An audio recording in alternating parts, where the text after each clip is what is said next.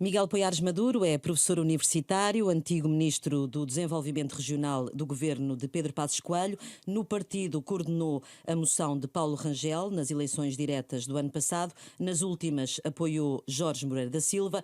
Foi escolhido agora por Luís Montenegro para coordenar o projeto de revisão constitucional do partido. Obrigada por ter aceitado o convite da Renascença e do público para Obrigado eu pelo esta Hora da convite. Verdade. Eu sou Manuela Pires, da Rádio Renascença. Comigo está a Liliana Borges, do Jornal Público. Ora, antes da Constituição, outros direitos fundamentais, ou a falta deles, que têm dominado a agenda nos últimos dias, com o arranque do Mundial de Futebol no Catar. Na sexta-feira, disse aqui na Renascença que quer o Presidente, o Primeiro-Ministro e o Presidente da Assembleia não deviam ir aos Jogos da Seleção. A votação decorreu esta semana na Assembleia. O PSD votou a favor. Houve 3 deputados do PSD que se abstiveram. Se fosse deputado, votava contra esta deslocação? Eu já tive a oportunidade de dizer isso, de responder a esse tema, mesmo quando critiquei a decisão de ir, ahm, mas eu acho que é diferente da decisão do Parlamento autorizar ou não o Presidente da República a ir numa viagem ao estrangeiro. Porquê?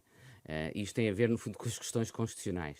Nós temos de entender qual é o objetivo dessa norma. Do meu ponto de vista, a Constituição não pode permitir ao Parlamento que seja o Parlamento a decidir qual é a agenda de viagens do Presidente da República. Essa norma existe, do meu ponto de vista, para garantir que o Presidente da República não faz um exercício desse poder de viajar que entra em conflito com os poderes, por exemplo, do Executivo em matéria de política externa. Ou seja, que vai fazer uma viagem que conflita com aquilo que o Governo estabeleceu como prioridades de política externa. E é só nesses casos extremos que o Parlamento, do meu ponto de vista, deve intervir.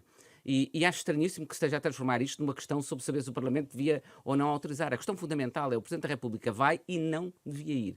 O Primeiro-Ministro vai e não devia ir. E o Presidente da Assembleia da República vai e não deviam ir. Isto não é uma questão de constitucional, nem de exercícios de poderes E constitucionais. acha que a norma devia ser retirada da Constituição ou não? Não, mas porque eu acho que essa norma é uma norma, no fundo, travão para situações em que o Presidente possa abusar das competências que também tem em matéria de relações externas para intrometer-se nas competências de outros órgãos de soberania. Mas é só nesse contexto que esse poder deve ser exercido pelo Parlamento. O que eu estou a dizer é precisamente extraordinário que nós estamos a transformar uma discussão que deve ser sobretudo uma discussão política, de responsabilização e crítica, do meu ponto de vista, do Presidente da República por tomar uma decisão que não devia tomar, e posso explicar porquê, de ir, e do mesmo do Primeiro-Ministro e do Presidente da Assembleia da República. E não deviam ir porquê? Nós devemos pensar porque é que estas autocracias pagam tanto dinheiro para organizar estes eventos esportivos. Pagam-no para reforçarem o seu capital político. O seu capital político interno, junto das suas populações, organizando um evento com esta visibilidade, e também o seu capital e a sua projeção internacional, chamando celebridades, chamando chefes de governo e chefes de Estado. Ora, eu acho que Portugal tem de ter relações diplomáticas com todos os Estados, incluindo com o Catar, incluindo com muitas autocracias. Mas não tem que ser cúmplice, e os seus chefes de Estado e os chefes de governo não têm de ser cúmplices com esta estratégia de reforço de capital e de promoção de um regime autocrático associando-se a um evento esportivo desta natureza. Isto não tem nada a ver com relações diplomáticas, com relações Estado a Estado. Foi por isso que decidiu publicar, julgo que é esta quarta-feira, que é publicado esse apelo aos chefes de Estado europeus. Acha que vai ter seguimento? E, felizmente, temos seguimento já em vários chefes de governo e chefes de Estado, Presidente da Comissão Europeia, Presidente do Conselho Europeu, os chefes de Estado e chefes de governo da Alemanha, da Dinamarca, de muitos países que, do meu ponto de vista, têm a responsabilidade. E são países que têm relações diplomáticas com o Catar. Mas isso não tem nada a ver com isso ser cúmplice, que no fundo é o que se vai tratar, de uma estratégia de promoção que vai ajudar esse regime político do Catar a reforçar o seu poder, que é uma autocracia, dentro desse país. E mais num contexto em que a FIFA, em vez de usar o poder que tem pela organização deste evento, para, por exemplo, permitir que os jogadores usassem e se manifestassem num sentido favorável à diversidade, esteja, pelo contrário, a usar isto para reprimir esse tipo de expressões, de forma até, do meu ponto de vista, contrária aos estatutos da FIFA. E, portanto, num contexto em que a FIFA continua a tomar decisões... E até há adeptos que estão na bancada que vai penalizar as seleções por isso. São proibidos de levar camisolas que representarem a inclusividade e a diversidade de entrar no estádio. E, nesse contexto, o chefe de governo e o chefe do Estado português ainda vão ao evento, acho lamentável. Olhando aqui para a questão da revisão e entrando aqui na questão da revisão constitucional, o Parlamento vai entrar num processo de revisão porque o Chega abriu o caminho. O PSD foi o primeiro partido a dar conta de que iria apresentar um projeto próprio, abrangente. Não fica a ideia de que o PSD está a ir atrás do Chega?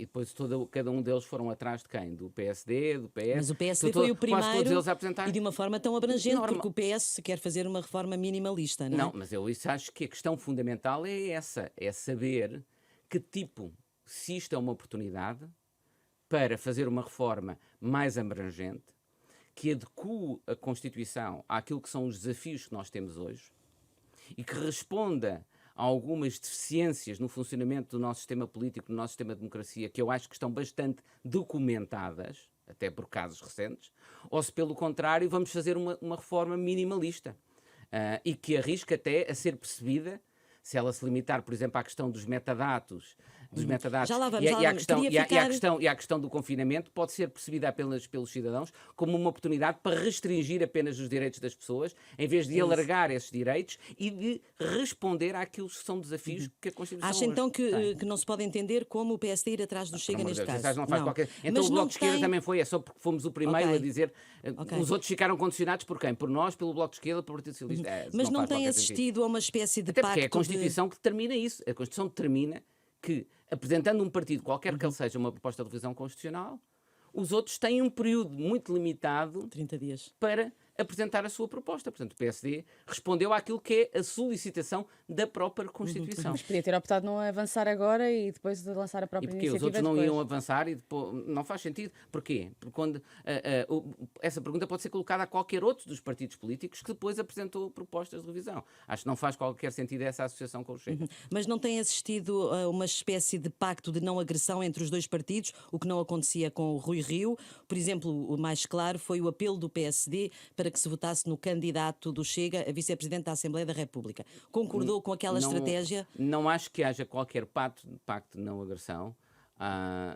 E como sabem, eu até tenho manifestado sensibilidades diferentes daquelas que até são predominantes do meu partido sobre a melhor forma de lidar com o Chega, mas há um aspecto em que eu concordo claramente com aquilo que tem sido a abordagem do Dr. Luís Montenegro, que é não fazer aquilo que nós estamos a fazer aqui, que é colocar o Chega no centro do debate político. Isso eu acho um erro. E desde logo não colocar o Chega no centro do debate da revisão constitucional. Isso é premiar o Chega em vez de colocar em causa aquilo que é a estratégia do Chega, que é tentar aparecer como um ator muito mais relevante do que aquele que é e deve ser no nosso sistema Mas político. gostou de ver o seu partido apelar aos deputados para votarem num candidato do Chega à vice-presidência da Assembleia? Eu já disse isso, eu acho que essa decisão é uma decisão individual de cada um dos deputados.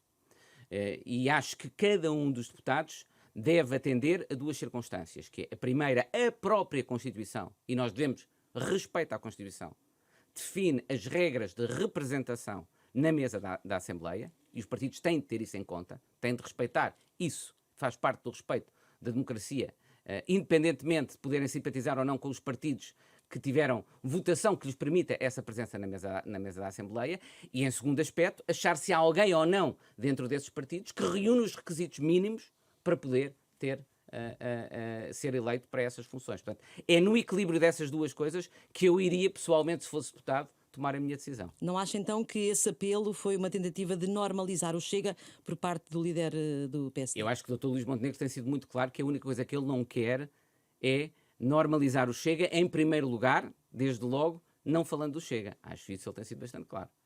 Todos os partidos que já apresentaram projetos de revisão, o PSD é aquele que é mais ambicioso, que mais alterações quer fazer, propõe mexer em 71 artigos, o PCP, por exemplo, fala em 68, o Chega 62, o PS apenas 20.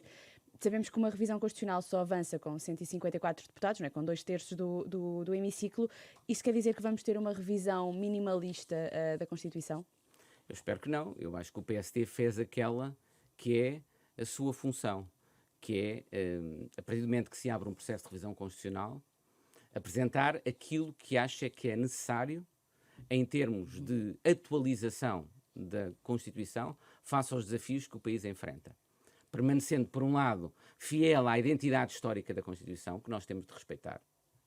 E um dos aspectos do nosso projeto é, por exemplo, nós não eliminamos expressões que, do nosso ponto de vista, até estão desatualizadas, mas que fazem parte da história da Constituição. Tais E, como? portanto, Quer nós dar já, algum vimos- exemplo? nós já nos O habituámos. socialismo. Sim, por exemplo, o preâmbulo. caminho, várias expressões desse género, mas que são datadas historicamente, mas como pertencem, desse ponto de vista, à própria história da Constituição. Portanto, merecem respeito nesse sentido. Não é que o país, hoje em dia, seja dirigido por esse tipo de expressões, mas não faz sentido também estar necessariamente a abandoná-las. Portanto, manifestamos esse respeito pela história da Constituição, mas procuramos atualizar a Constituição. Como?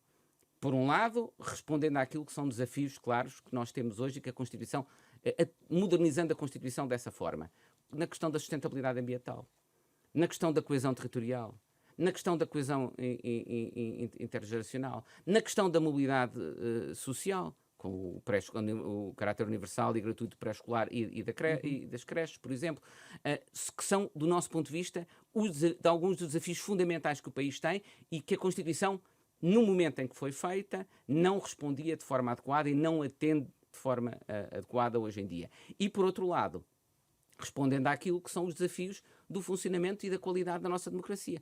Nós sabemos que os níveis de satisfação dos cidadãos com a democracia têm vindo a diminuir.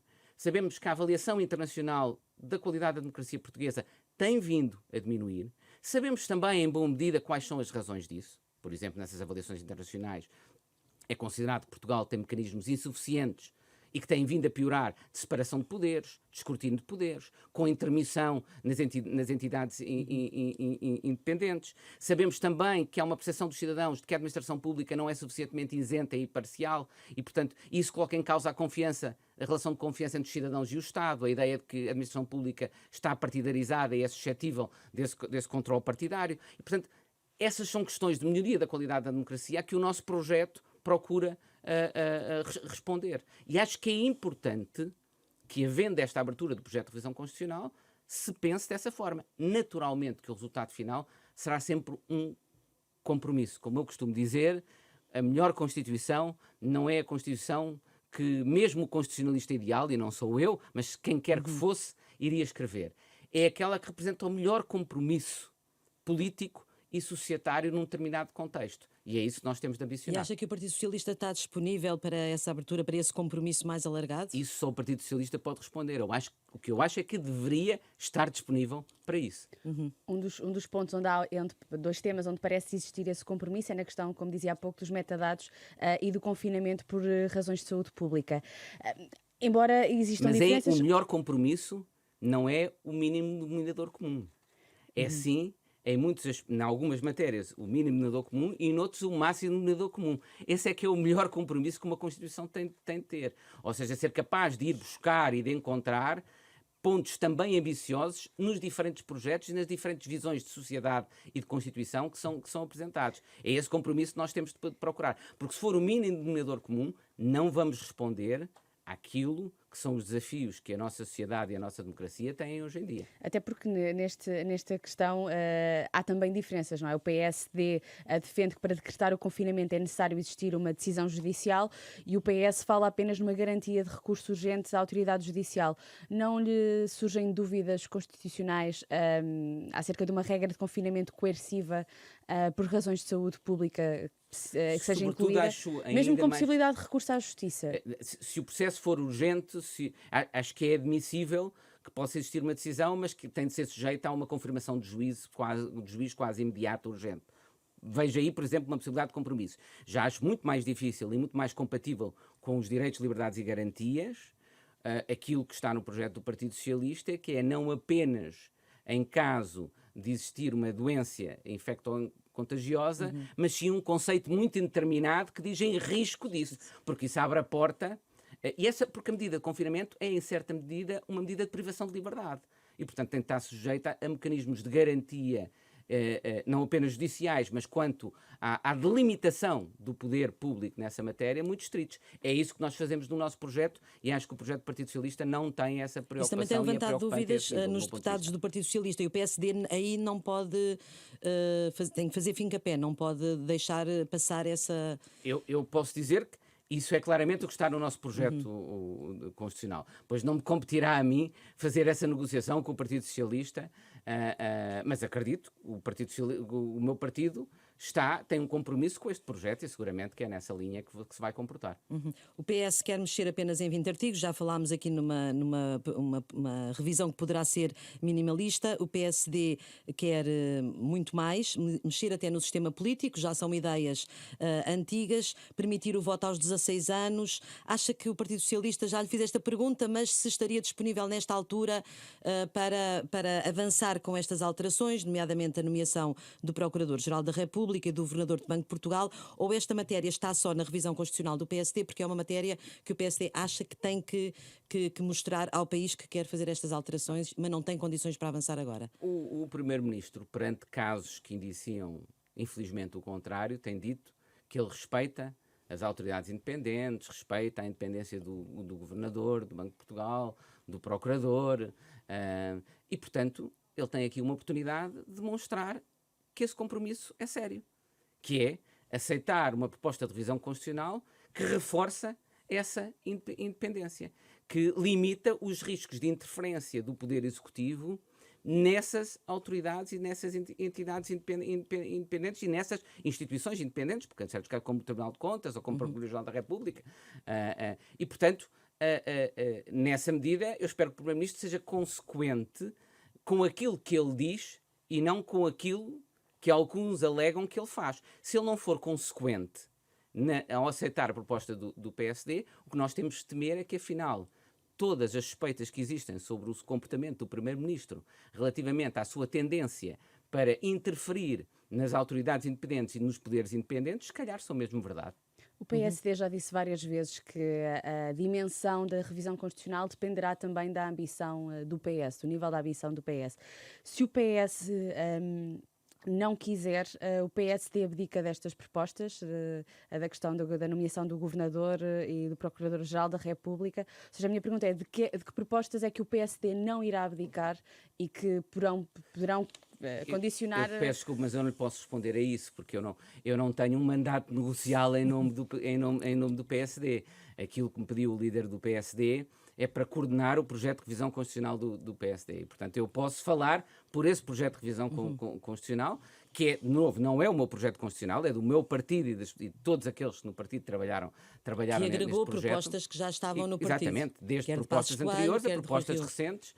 Nós olhámos, desde logo o nosso ponto de partido foi propostas anteriores que existiam no PSD, e há temas em que se retomam propostas anteriores e há outras em que se fizeram propostas novas. Eu posso falar por isso. Agora, qual vai ser a estratégia e a dimensão negocial do PSD? Naturalmente que qualquer compromisso será sempre um compromisso. Eu acredito que o meu partido não irá aceitar compromissos relativamente àquilo que são os princípios fundamentais que estruturam este projeto de revisão constitucional. Mas será sempre um compromisso. E quais são os aspectos em que o PSD poderá ou não ceder de encontro ao Partido Socialista, não sei. Mas espero desde logo que este nem seja um tema em que se tenha de ceder perante o Partido Socialista, porque, como já disse, porque é que o PS há de estar contrário contra mecanismos que garantem maior independência, maior separação de poderes, maior escrutínio do poder? Porque é que o PS há de ser contrário a mecanismos que garantem maior independência, isenção e imparcialidade da administração pública e, portanto, confiança dos cidadãos na administração pública? E porque é que o PS, já agora para falar de outro tema, há de ser contrário ao alargamento do voto aos 16 anos? Era a questão que eu ia colocar, porque apenas 3 países na Europa permitem o voto aos 16 nesta altura. A Áustria, a Estónia e Malta. Julgo que a Bélgica vai fazer já nas próximas europeias. Porque é que há resistência noutros países e também cá para ter a idade de voto aos 16? Pode ver duas formas. Pode ver dessa forma, que é verdade, mas também pode ver de outra forma, que é o número de países que está a adotar o voto aos 16 anos tem vindo a alargar-se e a grande velocidade.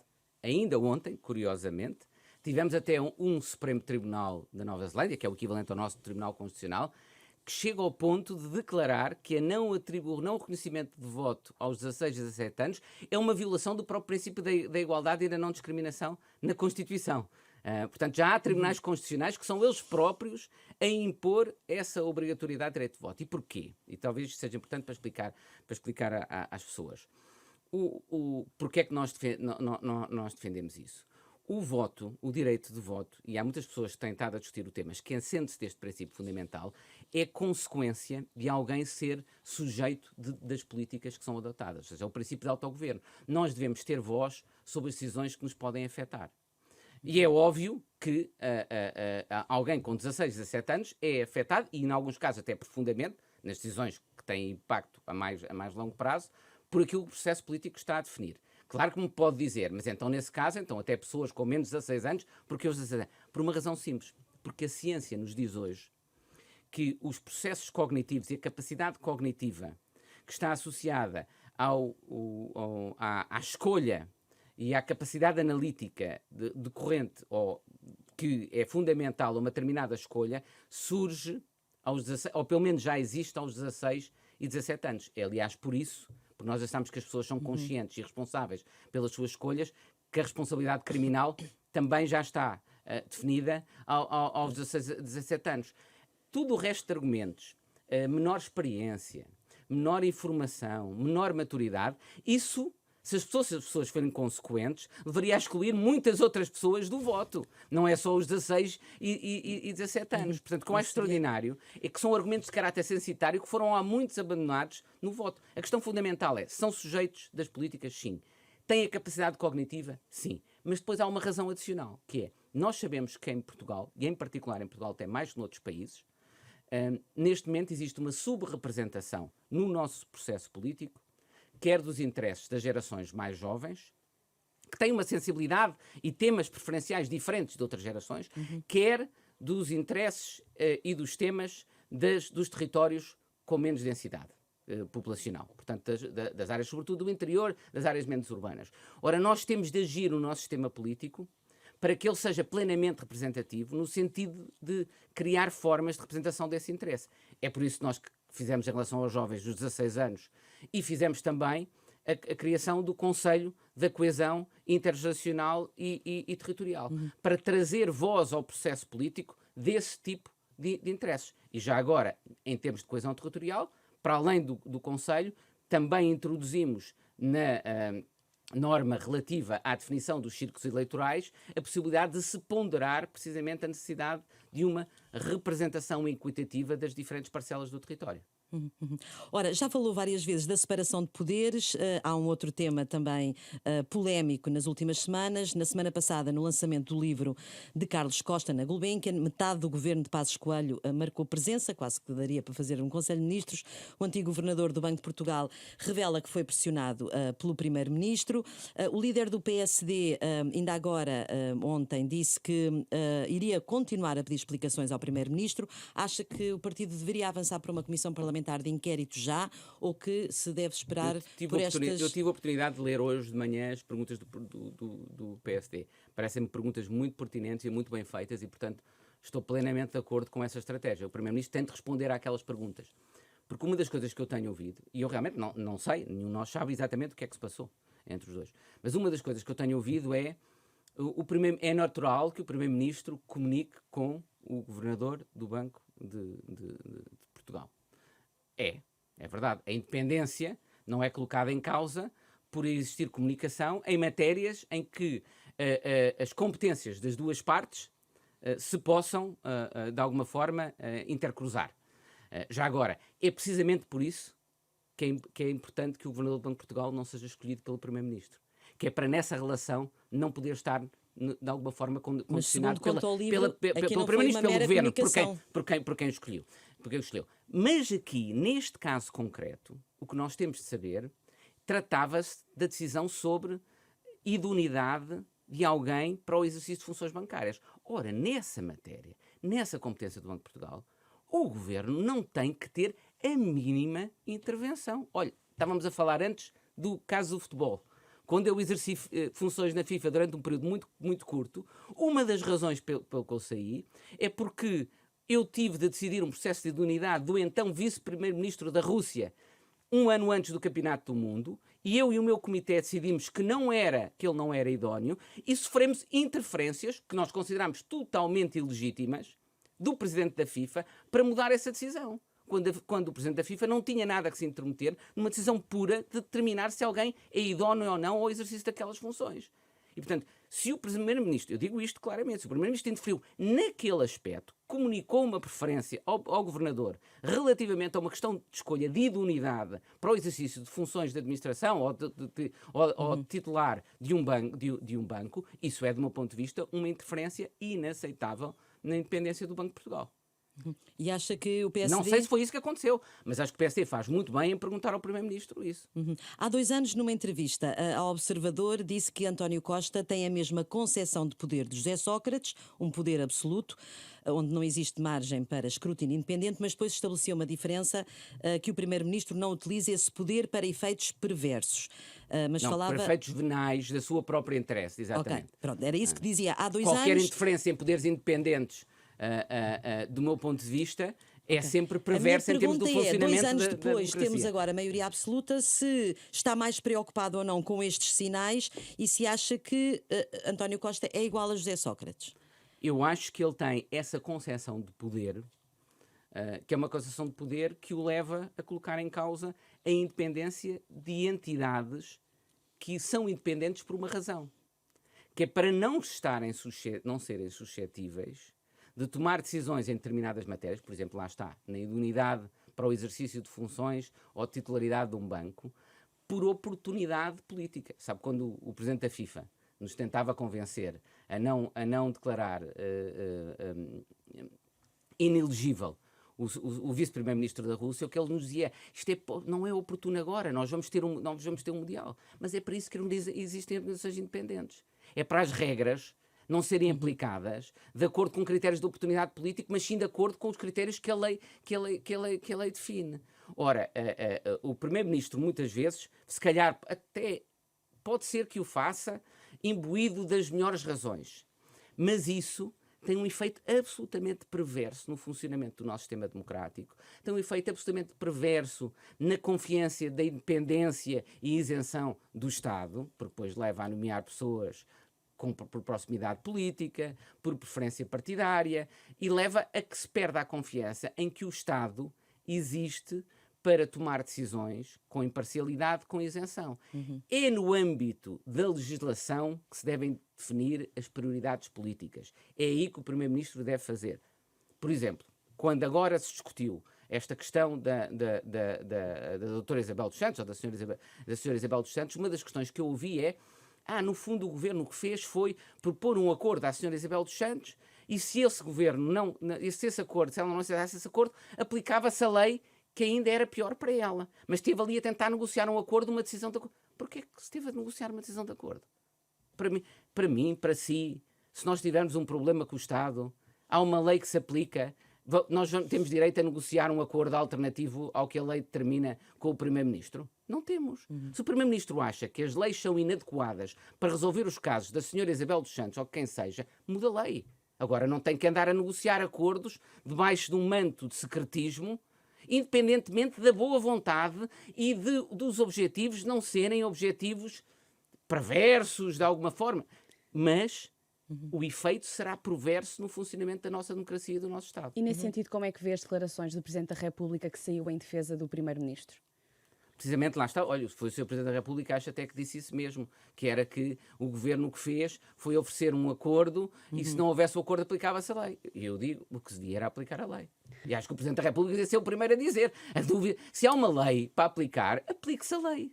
E Marcelo Rebelo de Sousa, com esta e outras declarações, tem sido uma desilusão para o PSD. Há um entendimento que o Presidente da República ajuda o Primeiro-Ministro, mas não ajuda o PSD. Eu tenho dito isto e digo isto com caráter verdadeiramente sincero. Eu acho que o nosso Presidente da República tem enormes virtudes. É alguém genuíno, é alguém que se preocupa com as pessoas. Eu acho que ele gera essa empatia com as pessoas porque realmente se preocupa sinceramente com as pessoas. Mas é alguém também que tem uma tendência para não perder o seu hábito de comentador quase televisivo, para se pronunciar permanentemente sobre tudo e alguma coisa. E ao fazê-lo, muitas vezes, como nós temos visto, infelizmente, acaba por se pronunciar, se calhar sem ter intenção de o fazer, de uma forma muito infeliz. Foi assim no caso dos abusos sexuais da Igreja. Foi assim no caso sobre os direitos humanos no Catar. E acho que também foi assim nesse caso. Acho que o Presidente da República tem de conseguir censurar-se um bocadinho mais, escolher melhor, ponderar melhor os momentos em que intervém. Ele tem, eu já disse isso, ele tem imensas virtudes. Eu espero que ele use as suas virtudes em favor e a sua inteligência naquilo que é bom e positivo para o país e não se deixe cair em declarações, em gestos precipitados, que temos visto sempre que ele intervém de forma precipitada, intervém quase sempre mal. Numa das suas muitas declarações, Marcelo Rebelo de Sousa lançou Pedro Passos Coelho dizendo que ele poderia ser o que quisesse na política no futuro. É uma declaração infeliz ou vê no ex-primeiro-ministro um bom candidato às presidenciais de 2026? Acho que há uma questão que ele diz que é verdade. O Dr. Pedro Passos Coelho pode ser o que quiser. Tem esse reconhecimento público, tem essa capacidade, eu acho que tem uma pessoa com enorme competência e tem o direito de ambicionar ser e apresentar-se como candidato ao que quiser politicamente ainda no futuro em Portugal. Agora, se ele o quer ou não quer, não sei, não faço ideia. Isso só o Dr. Pedro Passos Coelho é que pode responder. Não é? Ora, quando integrou o governo de Passos Coelho, foi responsável pelos fundos europeus. Este mês o Presidente alertou para a baixa execução do PRR. O Governador do Banco de Portugal esta semana disse também que podíamos ir mais rápido. Acha, na sua opinião, que o Tribunal de Contas devia estar a apertar mais a fiscalização da execução destes fundos do PRR? Eu vou ser um bocadinho contracorrente do que toda a gente diz em Portugal sobre este tema. Seguramente que o nível de execução não é muito elevado, mas neste momento. Mas se nós compararmos com outros países, é um problema comum a outros países, o que pode dizer que tem muito a ver com quer a alteração de contexto que ocorreu, quer a própria estrutura dos fundos europeus. E não é novo. E aquilo que acontece sempre em execução de fundos europeus é que ela é muito lenta no início e depois tem uma aceleração enorme. Foi sempre assim ao longo da história da execução dos fundos europeus. Mas, e é por isso que eu sou contracorrente, Portugal nunca teve problemas de execução dos fundos europeus. Executou sempre plenamente, foi sempre dos primeiros países a esgotar as suas verbas de fundos europeus. Tendo nós esse padrão a nível europeu, e portanto não sendo as taxas de execução um problema histórico de Portugal, mas sim pelo contrário, a qualidade da nossa execução, porque é que nós nos focamos tanto na quantidade, quanto gastamos e a velocidade a que gastamos, em vez de nos focar na qualidade com que gastamos, na qualidade com que executamos. Eu acho que é aí que o país deve Quando focar. fala em qualidade, seria mais para o que me setor preocupa, privado? por exemplo, é que o indicador em matéria de formação profissional é apenas o número de pessoas que estão sujeitas à formação. E não, como era no Portugal 2020, se essa formação tem como consequência empregabilidade ou não. E dando um prémio à formação que gera mais empregabilidade e penalizando formação que não gera essa empregabilidade. Isso é que me preocupa, porquê? Porque se o indicador que nós criamos, o incentivo que nós criamos é formem pessoas, deem informações a pessoas, independentemente da empregabilidade que isso vai conduzir, o que nós estamos a gastar é mal o dinheiro. Vamos gastar mal o dinheiro. Vamos dar formações, como fizemos no passado. Nós somos dos países com mais elevada taxa de pessoas sujeitas à formação profissional, mas sem reflexo ao nível de quê? Do aumento dos salários, do aumento de rendimento. Porque essa formação é de baixa qualidade e não é para os empregos que podem dar melhores salários. É nesse tipo de questões que nós devíamos estar a discutir e é desse tipo de questões que nós devíamos estar a focar. E não na quantidade da execução, porque não é tradicionalmente um país. Quer dizer, é absurdo que um país foque o seu debate público onde não tem tradicionalmente um problema, em vez de o focar onde tem tido sempre problemas. O nosso tempo está quase a terminar. Tinha aqui só 2 ou 3 questões sobre o PSD. Nas últimas diretas esteve com Jorge Moreira da Silva, depois com Paulo Rangel. O seu nome chegou a ser apontado para concorrer nas diretas de março, não avançou. O que é que pode fazer no PSD nos próximos tempos? Ser líder está fora dos planos ou não? Essa questão não se coloca, porque neste momento o PSD Agora tem não. um líder muito estabilizado e que, sinceramente, digo isto até do ponto de vista mesmo de comentador externo, se quiser, dessa função que eu também tenho, acho que o Dr. Luís Montenegro vai ser primeiro-ministro. Com a evolução provável do ciclo político, e acho que ele tem feito um bom papel enquanto líder da oposição, acho que vai ser primeiro-ministro. E qual é o seu papel no partido nesta altura? Sei que coordenou agora a revisão constitucional, neste momento é aquele contribuir intelectualmente para o partido, com ideias, com propostas. Mantenho-me ativo desta forma, mas não tenho qualquer tipo de expectativa, nem de previsão de exercer qualquer outro tipo de funções. Sinceramente, não tenho. Ainda não este faço fim de arquitetura semana, civil. o Luís Montenegro diz que pediu uma maioria absoluta em 2026. Acha que os portugueses já perceberam o que é que o PSD pode ser alternativa? Que alternativa é que o PSD, nesta altura? São 6 meses também, Eu ainda acho, só de... exatamente, eu acho que ainda é cedo, mas acho que progressivamente isso está a acontecer e terá de acontecer. Bom, desde logo, quer a revisão da Constituição, quer os casos recentes em Portugal, são uma oportunidade, e que eu acho que o PSD, por exemplo, nas questões que coloca hoje ao Primeiro-Ministro, desde logo a está a aproveitar, para o PSD demonstrar que tem uma concepção do exercício do poder que é diferente daquela do Partido Socialista. Uma concepção do exercício de poder que respeita as autoridades e entidades independentes. Uma concepção do exercício de poder que não ambiciona a partidarizar a máquina do Estado. Eu espero que o partido, por exemplo, esse é um dos aspectos que eu acho que mais pode diferenciar o PSD do Partido Socialista. E que o faça no projeto de revisão constitucional, como eu penso que o fazemos, que o faça também no discurso político e o faça depois de forma consistente com outras propostas que venha a fazer. Com estas vá lá, atrapalhadas, podemos dizer que a legislatura possa ser interrompida a meio? Ter eleições antes de 2026? Acredita nisso ou é um cenário... Não é de excluir esse tipo de circunstância. Quer dizer, eu digo o seguinte, eu acho que numa democracia evoluída, basta ver o que se passou, por exemplo, no Reino Unido e noutros, a confirmar-se que um primeiro-ministro tinha interferido nos poderes de uma autoridade independente, que isso poderia ser razão suficiente para colocar em causa a continuação em funções desse primeiro-ministro, por exemplo. Agora, não sei se isso se confirmará, se não confirmará, há alegações nesse sentido, mas, por exemplo, estou a dar esse exemplo. Há circunstâncias que podem, do meu ponto de vista, devem levar à interrupção da legislatura. Ok, obrigada. Não temos mais Obrigado. tempo. Muito obrigada. Obrigado. Obrigada. Obrigada.